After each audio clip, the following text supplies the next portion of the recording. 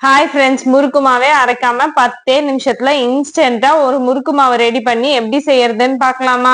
அதுக்கு ஒரு பவுல்ல 3 கப் அரிசி மாவை நல்லா ஜல்லிச்சிட்டு சேர்த்துக்கோங்க. 3 கப் அரிசி மாவுக்கு 1 கப் பொட்டுக்கடலைய நல்லா மிக்சியில நைஸா அரைச்சு வச்சிருக்கேன். அதையும் ஜல்லிச்சு சேர்த்துக்கலாம். கூடவே 1 டேபிள் ஸ்பூன் உப்பு, 1 டேபிள் ஸ்பூன் எள்ளு, 3/4 டேபிள் ஸ்பூன் ஓமம் நல்லா நசுக்கி சேர்த்துக்கலாம். அது கூட 2 டேபிள் ஸ்பூன் வெண்ணெய் சேர்த்து மாவுல எல்லா இடத்துலயும் நல்லா கலந்து வர்ற மாதிரி கலந்து விட்டுக்கலாம். நீங்க எண்ணெய் வேணாலும் சேர்த்துக்கலாம். நல்லா சூடா இருக்கிற எண்ணெயா ஒரு சின்ன குழிக்கரண்டி அளவுக்கு சேர்த்துக்கோங்க. மாவுல வெண்ணெய் நல்லா கலந்து வந்ததுக்கு அப்புறமா தண்ணியை கொஞ்சம் கொஞ்சமா சேர்த்துட்டு நல்லா சப்பாத்தி மாவு கன்சிஸ்டன்சிக்கு சாஃப்டா அதை பிசைஞ்சு எடுத்துக்கலாம்.